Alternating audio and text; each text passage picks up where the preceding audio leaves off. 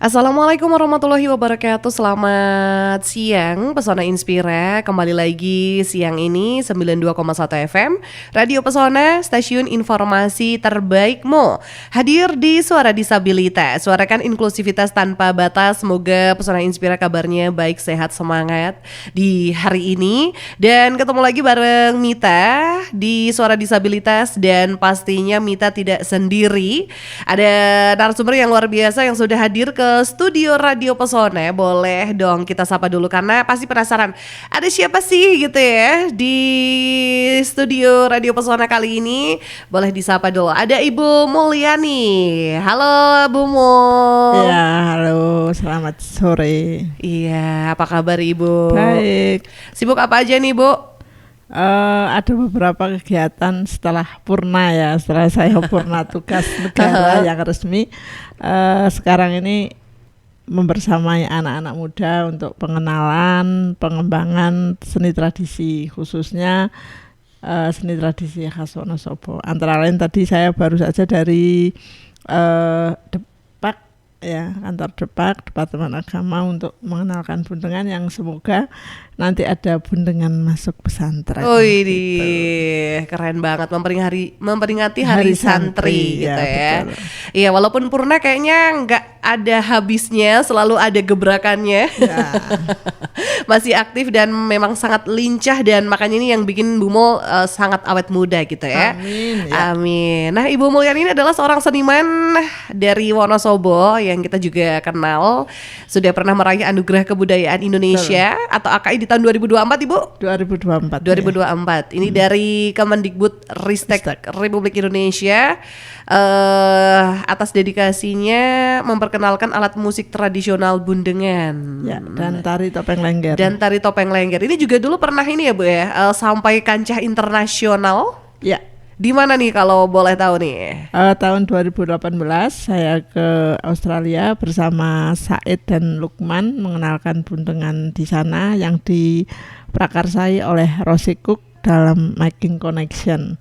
Kemudian tahun 2023 saya ke Thailand untuk mengenalkan bundengan bersama teman-teman Festival Payung. Kemudian 2023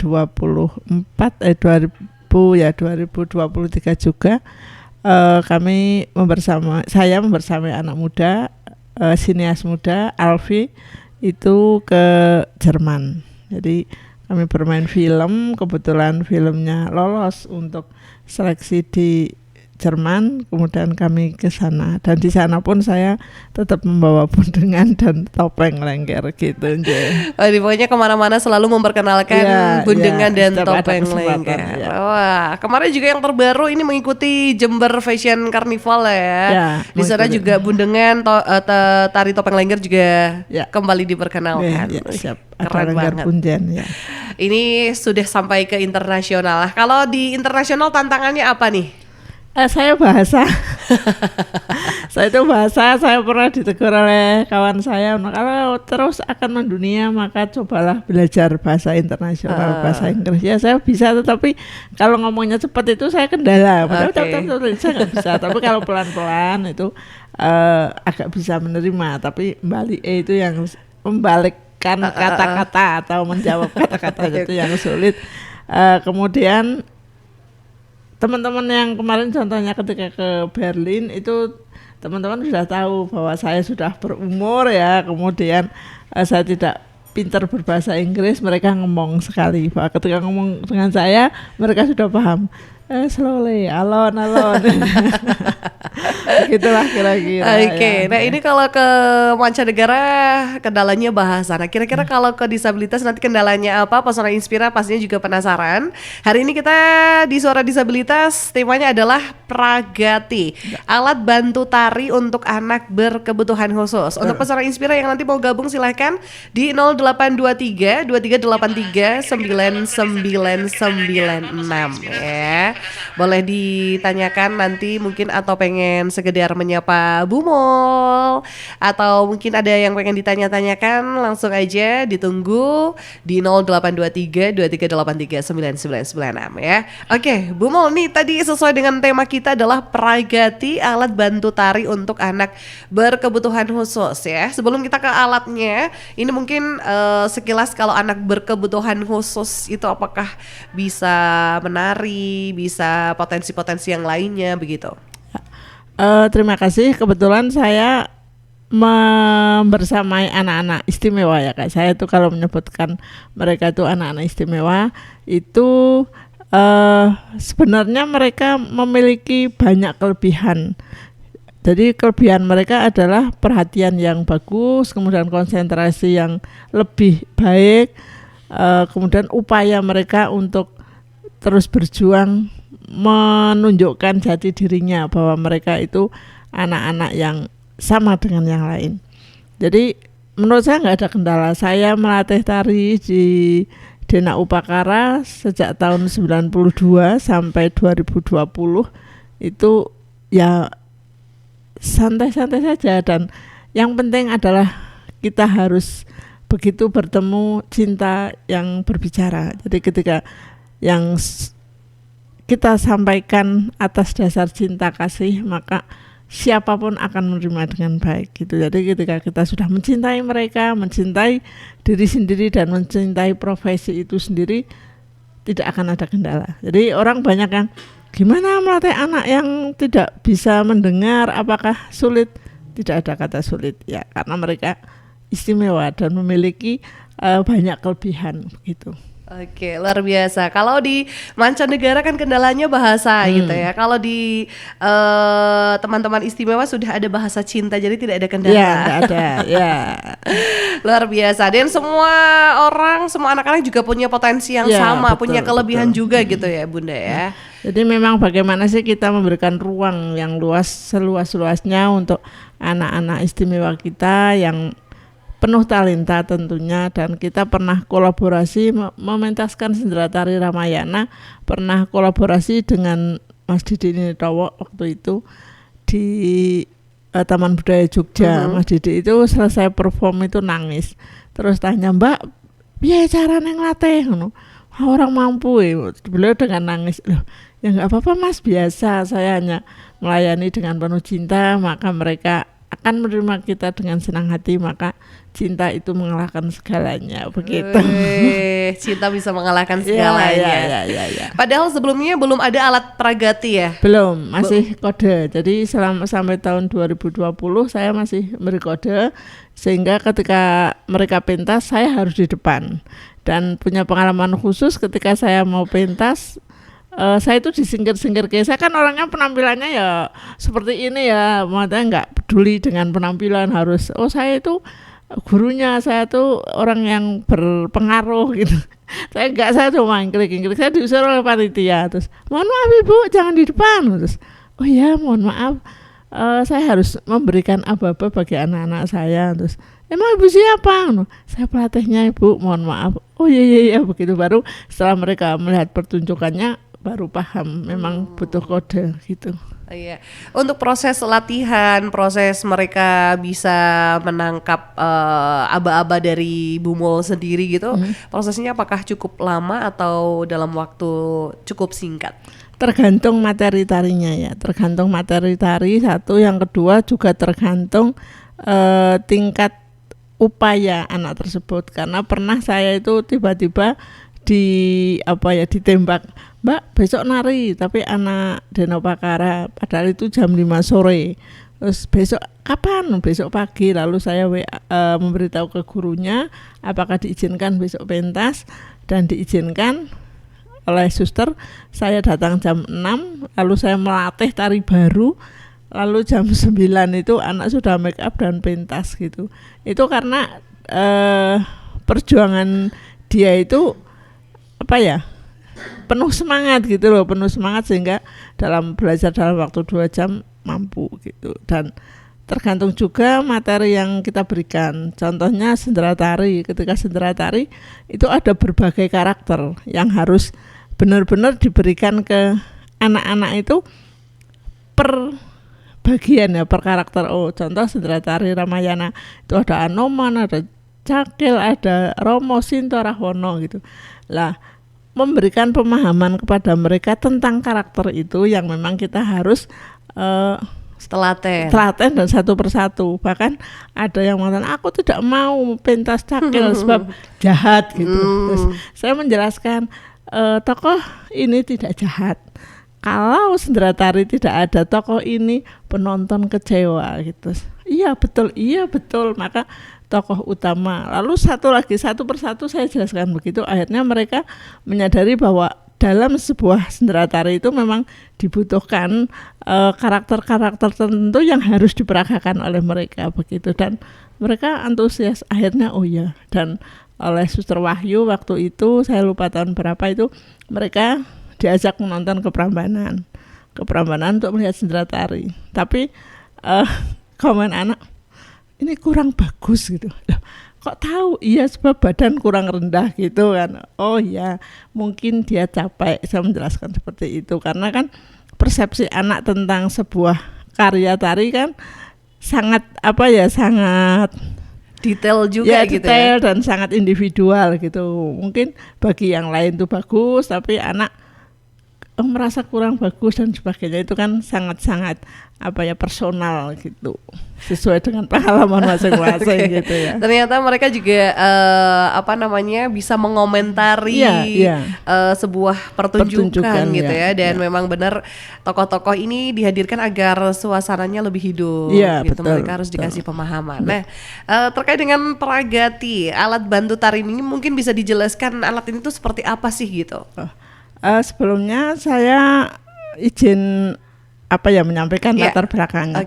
Latar belakangnya bahwa ketika saya diajukan menjadi salah satu kandidat untuk memperoleh anugerah kebudayaan di 2024 itu ada portofolio. Nah, portofolio saya itu antara lain di Dena Upakara, kemudian pentas bundengan di mana-mana, mengenalkan bundengan. Itu mereka menangkap, wah kok ini di anak Dena Upakara gitu. Lalu mereka tertarik ketika sudah lolos itu harus syuting di Dena Upakara karena sebagai bukti bahwa saya memang benar real mengajar di situ. Akhirnya kami syuting di situ. Dari hal tersebut mereka terfikirkan untuk bagaimana membuat alat bantu yang tanpa harus dikode. Bersyukur Ibu Siti Hutami Haryanti dari Kementerian Kebudayaan, Direktorat Jenderal Pelindungan Kebudayaan dan Tradisi, kemudian Pak Denny, beliau dosen Udinus, lalu Pak Reza Pahlevi dari Mekatronik berkolaborasi untuk menciptakan alat yang akhirnya diberi judul Pragati. Jadi berkolaborasi, saya diundang ke Jakarta untuk membahas ini, kemudian eksekusi dicoba di Wonosobo, di Dena Upakara dan Don Bosco untuk membedakan kalau yang biasa nari seperti apa, yang belum pernah menari seperti apa. Lalu diuji coba di Wonosobo dan akhirnya pentas di Hari Pramuka Disabilitas, dipentaskan di sana, diuji coba alatnya. Dan yang terakhir di uji coba di Wonosobo saat saya kebetulan bersama teman-teman Yayasan Ngajeng Laras mementaskan Kumandanging Kidung Adi. Bentuknya itu masih nempel di sini. Ya, nempel di sini, ada sinyal yang dipadukan dengan musiknya. Kemudian masih ada baterai di belakang itu.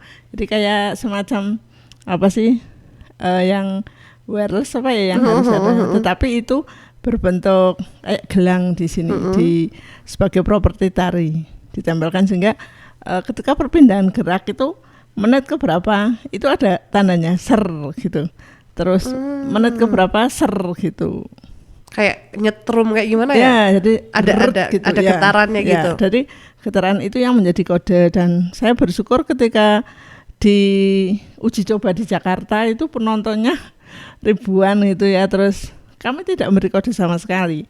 Jadi mereka sudah percaya diri dan ternyata dengan alat itu menambah atau memotivasi anak-anak untuk lebih percaya diri karena tidak tergantung lagi dengan kode. Dan kadang kode itu juga seperti saya ya, misalkan pikiran tidak bagus gitu, harusnya sudah beri kode ternyata belum, terlewat, itu kan ya gitu terlewat gitu. Jadi dengan menggunakan alat itu diharapkan anak-anak lebih mandiri dan lebih percaya diri sehingga memberikan ruang yang lebih luas untuk anak-anak berkebutuhan khusus atau anak-anak istimewa untuk berekspresi. Jadi tujuan dari kementerian itu seperti itu. Oh, keren ya. Saya pikir alatnya itu seperti kayak di depan terus ada tanda lampu atau apa, ternyata itu dipakai ya. Dipakai. Jadi alatnya dipakai dan ini akan diuji coba juga yang nanti seperti jam. Sehingga seperti aksesoris tari, sehingga kan ketika perform dan sebagainya tidak harus ada kabel dan sebagainya. Ini masih terus diuji coba untuk pelayanan yang lebih baik kepada seluruh masyarakat Indonesia tanpa kecuali. Jadi terima kasih sekali ini kepada Direktorat Jenderal Pelindungan Kebudayaan dan Tradisi yang serius memikirkan anak-anak gitu. Sudah perhatian, memberikan perhatian support juga support, pada anak-anak. Alatnya berarti cukup banyak ya Bu ya, karena setiap satu penari satu atau mungkin hanya satu kayak apanya ya, leadernya di sementara satu ini. Kemarin kami uji coba 10 dan satu masternya. Jadi masternya itu yang langsung terhubung dengan musik, kemudian yang lain itu langsung mengikuti getarannya gitu. Jadi ada masternya, kemudian ada yang lain. Itu kemarin kami baru 10 karena memang masih uji coba yang akan terus dikembangkan sekali lagi dalam rangka pelayanan kepada anak-anak begitu. Oke, tapi pasti bisa membayangkan mereka lebih percaya diri betul. Kan, tidak bergantung dengan orang lain, tampilnya maksimal, pede untuk memberikan yang terbaik. Ya, betul. Oke, nah terkait alat sendiri diuji cobakan ini, apakah pernah mengalami kayak miss, rusak atau baterai habis dan lain sebagainya gitu, atau sudah ada plan yang lainnya kalau misalnya terjadi hal-hal yang tidak diinginkan seperti baterainya habis atau mungkin koneksinya dan lain sebagainya gitu Bu? Kemarin waktu uji coba karena contoh baterai, itu baterainya sudah dipersiapkan jauh sebelumnya, harus dicas semua. Kemudian untuk kendala, sebenarnya kendala yang cukup berarti tidak ada ya. Yang penting itu kami juga, beliau Mas Reza dan Pak Denny sebagai inisiator itu sudah mencoba di lapangan yang cukup luas. Jadi di halaman Dena Upakara itu kan lapangan luas gitu ya. Jadi jaraknya itu sejauh apa itu sudah diuji coba juga. Dan ketika pementasan karena lingkupnya di panggung itu juga yang sudah terjadi tidak ada kendala. Ya cuma kendalanya ini ada alat yang mati, tidak bergetar gitu. Setelah ditangani oleh ahlinya Pak Reza, ya semuanya baik-baik saja. Ya. Jarak juga mempengaruhi nggak nih Bu? Mungkin jarak dari jarak antar penari gitu, atau mungkin jarak dari si alat ini dengan kayak sumber bunyi gitu-gitu nggak sih? Kalau kemarin kebetulan kami uji cobanya yang pertama di Dena Upakara itu sudah mencoba dengan alat yang jauh, maksudnya jaraknya jauh, sekitar ada 2 meter per penari, itu masih terjangkau.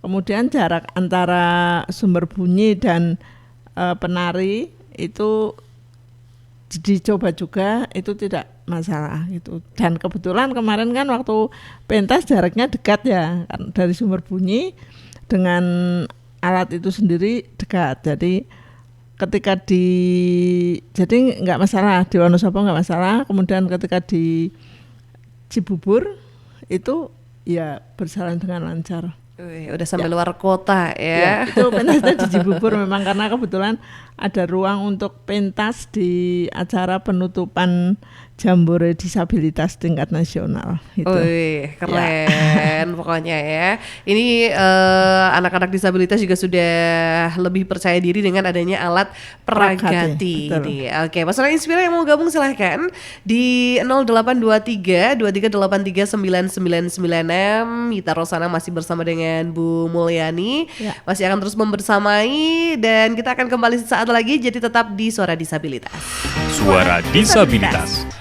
Kembali lagi di Suara Disabilitas, suarakan inklusivitas tanpa batas. Masih bersama dengan narasumber kita yang luar biasa, Bu Mulyani, seniman Wonosobo, dan masih membahas tentang Pragati, alat bantu tari untuk anak berkebutuhan khusus. Tadi udah seru banget membahas ini, alat yang ternyata sangat bermanfaat banget gitu untuk membantu teman-teman istimewa gitu ya. Dan setelah uji coba, mungkin gimana sih perasaan Bu Mul sendiri setelah uji coba alat ini gitu? Apalagi kok bisa gitu uji cobanya yang dibeli tuh di Wonosobo gitu. Oh ya, terima kasih. Setelah uji coba saya merasa bersyukur ya bahwa negara sudah terlibat langsung untuk anak-anak istimewa tanpa pandang bulu. Itu pelayanan yang memang seharusnya negara lakukan. Mengapa di Wonosobo? Karena kebetulan saya ketika memperoleh anugerah kebudayaan di tahun 2024 untuk kategori pelopor dan pembaru itu melibatkan anak-anak Danau Pakarana. Ketertarikan beliau dari kementerian itu, kayaknya ini harus ada alat nih untuk anak-anak gitu. Lalu kita bekerja sama, bekerja sama, saya selaku sebagai salah satu penerima anugerah bertanggung jawab secara secara psikologis. Saya punya tanggung jawab juga di situ dan bersyukur dari pihak kementerian menunjuk saya untuk terus belajar bagaimana kita bisa bermanfaat untuk siapapun. Dan dari hasil perekaman shooting video itu, maka pihak kementerian mempunyai ide atau gagasan yang langsung dikolaborasikan dengan Mas Dani dan Mas Reisya. Itu begitu kronologinya. Dan mengapa di Wonosobo? Karena itu salah satu pertanggungjawaban saya selaku yang memperoleh anugerah, dan saya sangat bersyukur kok Wonosobo yang ditunjuk gitu. Dan waktu itu kami juga sudah sowan Pak Bupati, sowan Dinas Pariwisata dan Dinas Pendidikan berkaitan dengan alat Pragati yang akan diciptakan waktu itu. Begitu. Saya sangat bersyukur dan bangga serta terharu ya. Gitu. Iya, pasti ini suatu hal yang bersyukur yang tidak bisa diungkapkan. Ya, betul ya. Gitu. Oke, dan ini kebetulan sudah ada yang gabung di WA Radio Pesona. Boleh saya baca dulu untuk pertanyaannya nih. Yang pertama ada Titi. Selamat sore Bu Mul dan juga Mbak Mita. Saya salut banget sama Bu Mul atas kepedulian untuk teman-teman disabilitas. Bu, sebenarnya apa sih yang membuat cinta Bu Mul begitu besar untuk melatih anak-anak istimewa ini menari? Gimana nih? Apakah ini juga tidak bisa diungkapkan juga dengan kata-kata? Oh, bisa. Jadi memang saya itu awalnya ketika melatih tari di Danau Pakara itu, saya sebelumnya melatih tari di membuat sendera tari di awalnya tahun 90 ya. Saya lulus dari IKIP di Gereja Santo Paulus. Di sana saya melatih tari untuk pentas Natal dan Paskah. Lalu Suster Antoni memberikan tawaran kepada saya, ngelatih Danau Pakara Isorang. Oh, saya tanpa berpikir panjang, saya siap gitu. Kebetulan saya itu orangnya pemarah, kasar, egois, ya semua sifat jelek itu ada pada saya. Ketika saya ditawari untuk membersamai anak-anak, saya langsung siap tanpa berpikir panjang. Karena inilah cara Tuhan untuk memberikan praktek langsung. Saya sabar, saya berlatih sabar, saya berlatih ikhlas, saya berlatih, oh ternyata ada tugas mulia saya untuk mendampingi mereka. Maka kata kunci pertama yang saya sebagai tameng adalah kasih sayang gitu ya. Karena sekeras apapun kita, sekeras apapun siapa itu, ketika cinta itu sudah di depan, maka tidak akan ada masalah. Jadi mengapa saya bisa tulus ya, karena saya belajar mencintai dengan tulus dulu gitu loh, karena supaya tidak ada penolakan. Dan awalnya memang ada penolakan, beberapa anak setelah beberapa kegiatan mereka pentas perform di mana-mana, ini menjadi menarik. Dan anak-anak Danau Pakar sudah kompetitif ketika melatih, kalian berlatih untuk pentas itu kan, mereka bahasa oral sehingga saya bisa berkomunikasi. Mereka kan dengan gigih semangat untuk supaya terpilih. Jadi ini motivasi yang luar biasa ya, semuanya dari cinta begitu. Waduh, Ya begitu Mbak Titi, terima kasih. Iya, pokoknya semua dari cinta yang bisa mengalahkan segalanya. Iya, ya. betul. Oke, kebetulan juga ada lagi yang gabung, Santo di Kalibeber. Mau tanya sih sebenarnya tanggapan muridnya Bu Mul sendiri waktu awal mau belajar nari itu gimana sih Bu? Apakah pada semangat dan antusias? Ada yang daftar, ada yang mengajukan diri, atau ada yang takut dan insecure begitu? Kebetulan kami melatihnya itu di sekolah ya, sebagai kegiatan ekstra. Awalnya seperti yang saya sampaikan, ada yang menolak, bahkan melihat saya aja lari gitu. Waduh, kok lari ya? Terus saya juga karena saya harus menangani banyak anak, saya terus menangani yang banyak itu. Lalu lama-lama saya dekati, apa sebab kamu tidak suka dengan Bu Mul? Saya tidak suka menari. Oh ya, kalau tidak suka menari tidak apa-apa, tetapi jangan membenci. Terus akhirnya berjalannya waktu, justru dia menjadi penari primadona, namanya Titin. Titin itu penolak sekali, tapi lama-lama pernah ketika main istirahat tari, dia menjadi Sinta, maka dia bangga sekali. Penolakan awalnya ya, tetapi sekali lagi dengan cinta itu anak-anak bisa. Mengapa mereka antusias menari juga karena pada sebelum saya itu sudah ada pelatih tarinya dulu, Pak Toto, kemudian ada pelatihnya sebelum saya itu sudah ada pelatihnya, sehingga saya tinggal melanjutkan begitu. Oke, semoga terjawab ya. Yang namanya penolakan pasti ada Ya, di awal ya, ya, tapi ya. kalau sudah coba-coba akhirnya ketagihan Ya, gitu mereka ya. menjadi sebuah prestise gitu loh. Wah, saya bisa menari, saya bisa pentas di mana-mana. Mereka bangga. Bahkan ada yang sampai gurunya itu anaknya Reza namanya, itu anak Wonogiri kalau nggak salah. Dia itu lomba FLS 3N itu juara 4 nasional. Itu kan sebuah prestasi yang tidak mudah. Tetapi dia hobi sekali menari. Tapi untuk pelajaran dia agak malas gitu. Udah menari. Kalau menari dia semangatnya luar biasa. Jadi ada energi lebih untuk belajar menari. Begitu. Oke, ini ada lagi yang gabung. Ini nggak ada namanya nih ya. Halo Mbak Mita, maaf baru nyimak. Izin tanya, tadi Peragati itu alatnya seperti apa sih? Kemudian bagaimana sambutan anak-anak terhadap alat ini? Terus setelah ada alat ini, jika dibandingkan sebelum ada alat ini, kira-kira suasananya, situasinya, keadaannya, perbedaannya seperti apa sih? Gitu. Silahkan dijawab Bu. Oke. Peragati itu sebuah alat yang sudah diciptakan oleh Direktorat Jenderal Pelindungan Kebudayaan dan Tradisi yang bekerja sama dengan Mas Denny dan Mas Reza.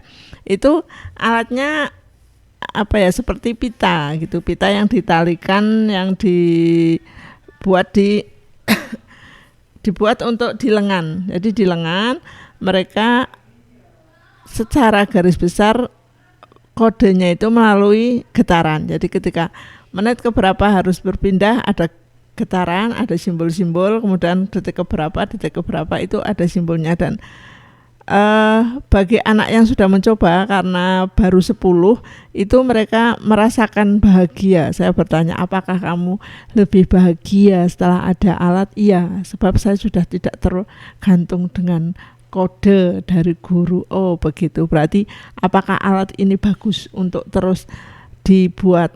Berkata bagus, dan mereka berterima kasih karena mereka lebih bisa ekspresif gitu. Contoh misalkan memakai kode, kan kita menghindari komposisi atau pola rantai yang hadap belakang, itu kita menghindari karena kan memberi kodenya sulit. Tapi ketika sudah memakai alat ini, mau hadap belakang, mau miring, mau kemanapun, itu anak-anak sudah lebih bisa memahami karena sudah tidak lagi tergantung dengan kode, tetapi sudah memakai alat itu ketika hadap belakang ya mereka nggak masalah, sudah gitu, harus bergerak. Harus balik iya, lagi. harus. Tadinya kalau hadap belakang nih harus ngintip-ngintip nih, Bu udah kasih kode belum gitu ya, Bu ya? Iya, dan itu kita menghindari ada pola lantai atau komposisi yang menghadap belakang. Itu kita menghindari waktu belum ada alat. Tapi setelah ada alat, beda sudah, aja gitu ya. Iya, beda jauh ya.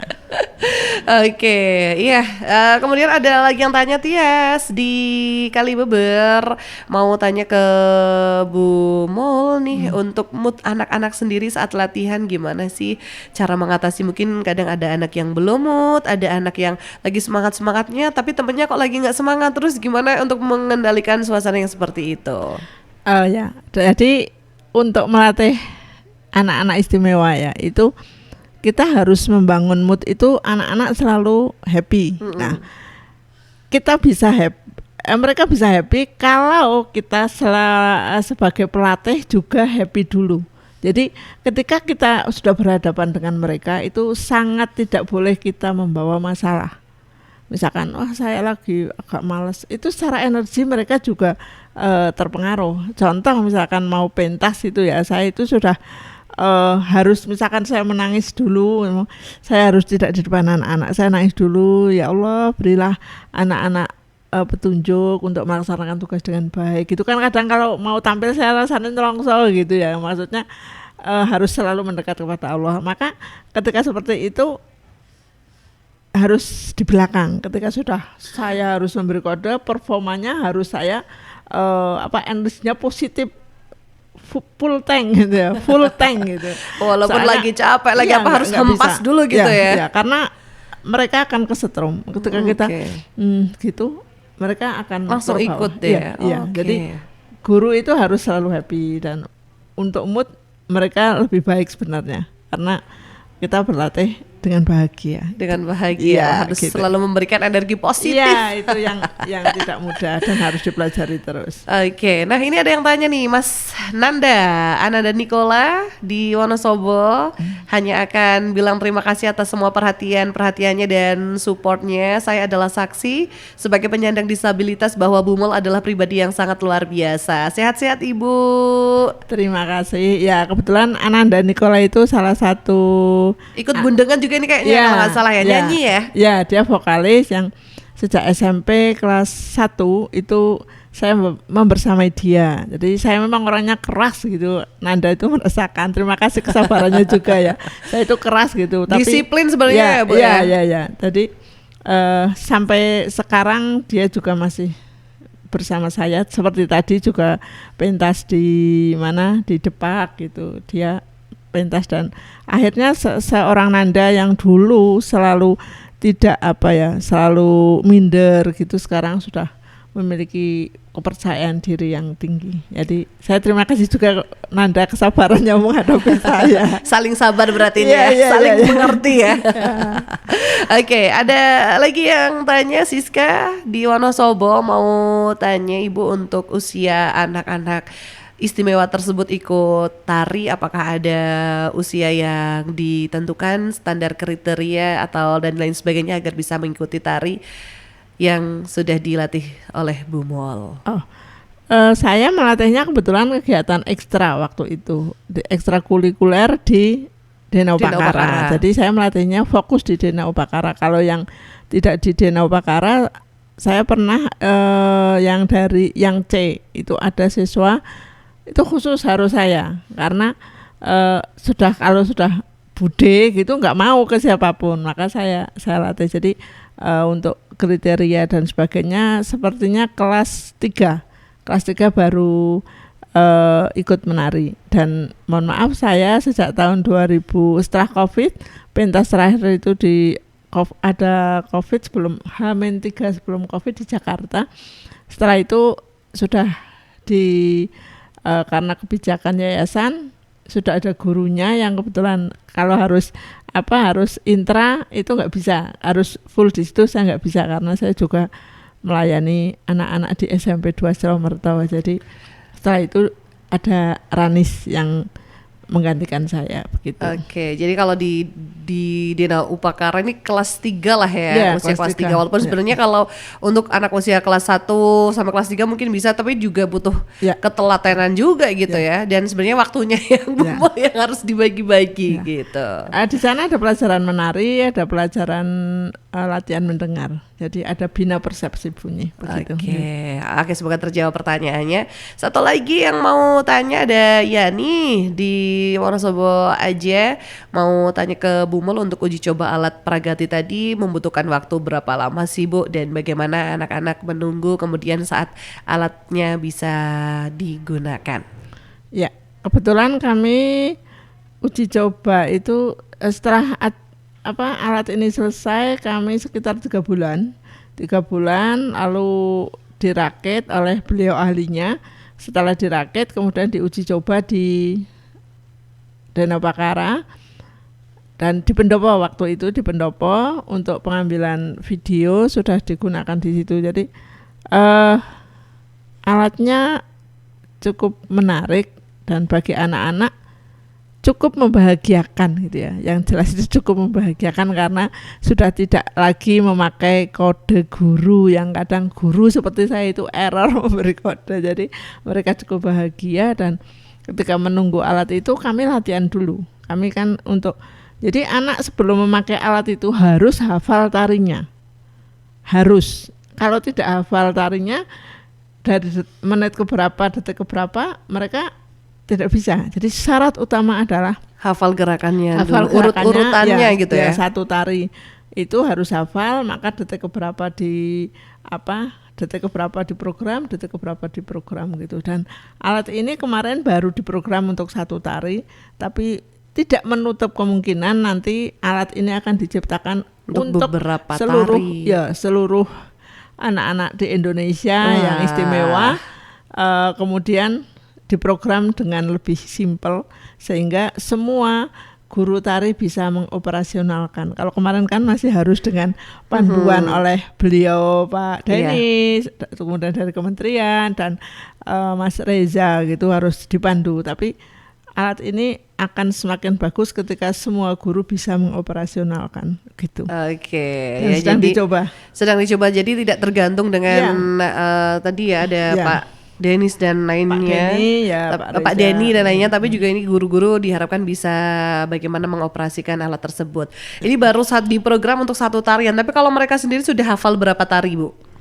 Kalau anak-anak yang Dena Upakara mungkin sudah banyak ya, karena kegiatan tarinya itu kan rutin di Dena Upakara itu sudah ada gurunya sehingga ada pelajaran menari khusus gitu. Oke, jadi tidak hanya satu atau dua tarian saja, tapi berbagai macam ya. Wah, luar biasa, keren banget, dan semoga alat Pragati ini bisa benar-benar membantu teman-teman istimewa untuk berekspresi lewat seni tari. Nah, Bu Mul, ini sebelum kita tutup acara pada sore hari ini, mungkin ke depan alat ini diharapkan bisa digunakan seperti apa sih? Yang jelas tadi sudah banyak banget manfaatnya, apalagi untuk anak-anak gitu ya.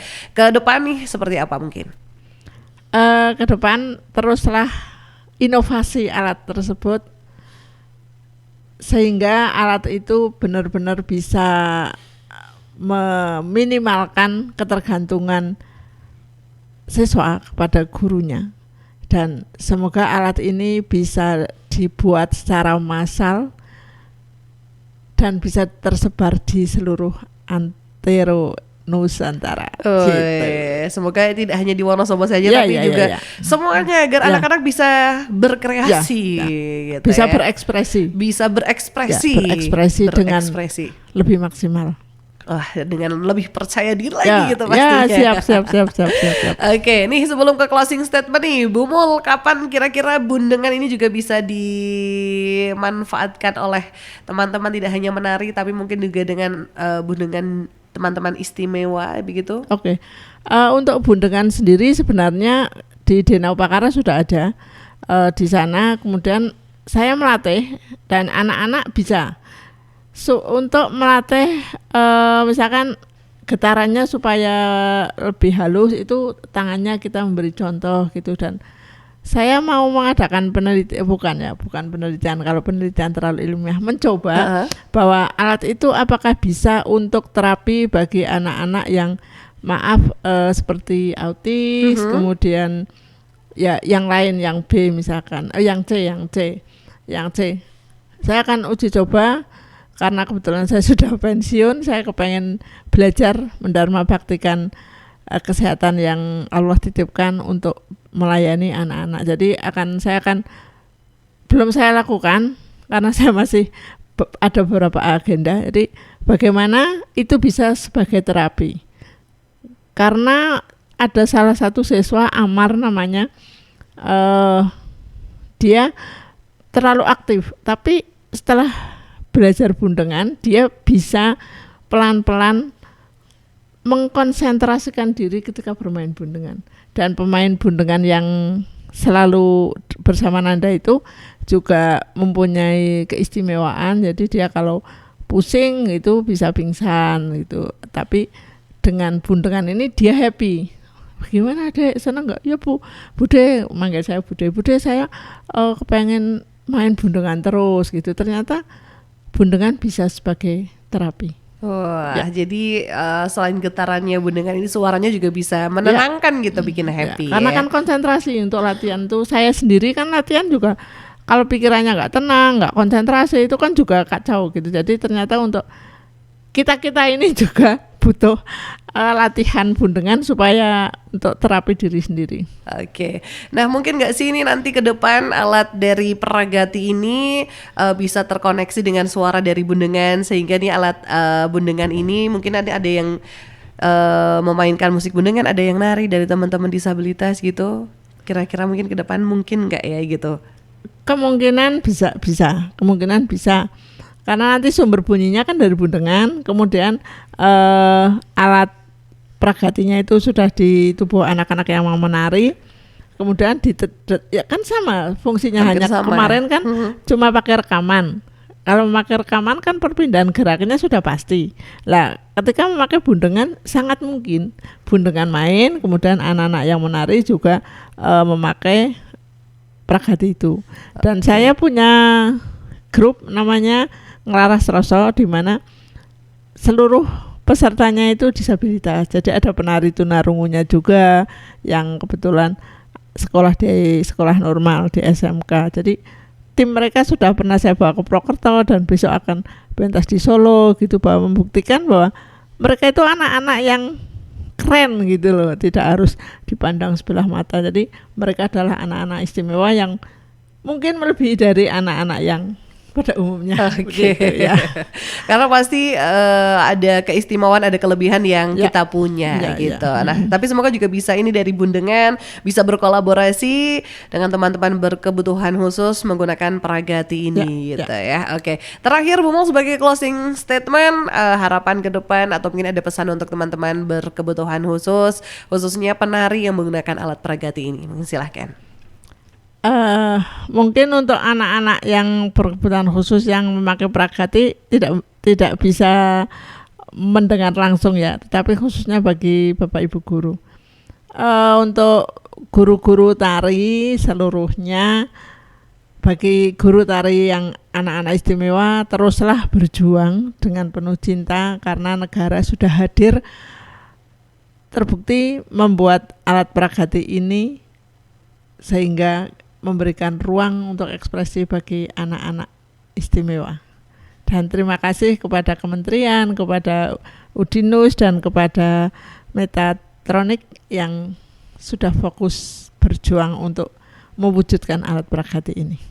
Oke, luar biasa sekali Bu Mul, terima kasih banyak. Sama-sama. Sudah meluangkan waktunya untuk hadir ke studio Radio Pesona. Menarik sekali untuk perbincangan kita hari ini terkait dengan Pragati, alat bantu tari untuk anak berkebutuhan khusus, dan semoga alat ini memang benar-benar membantu mereka berekspresi, membantu mereka lebih percaya diri lagi karena kita juga punya kesempatan yang sama. Saya juga terima kasih sudah diberi ruang untuk podcast ini sehingga minimal masyarakat banyak yang lebih tahu tentang alat tersebut karena memang sosialisasi itu penting gitu. Oke. Terima kasih sekali. Sama-sama, dan saya percaya Bu Mul kalau misalnya nanti anak-anak itu tampil menggunakan alat Pragati, pasti masyarakat yang menonton tidak akan menyangka bahwa mereka adalah orang-orang berkebutuhan khusus begitu ya. Betul, ya. Oke, sekali lagi terima kasih Bu Mul, sehat Sama-sama, selalu. Ditunggu lagi amin. kehadirannya Salam di Radio Pesona ya. Terima kasih. Dan Pesona Inspira terima kasih banyak, ada Mas Nanda dan juga teman-teman lain yang tadi sudah gabung di WA di 0823 2383 9996. Terima kasih banyak. Sampai ketemu lagi di Suara Disabilitas, suarakan inklusivitas tanpa batas. Saya Mita dan juga Bu Mul harus pamit. Selamat sore, sampai jumpa dan wassalamualaikum warahmatullahi wabarakatuh. Pesona Inspira baru saja kita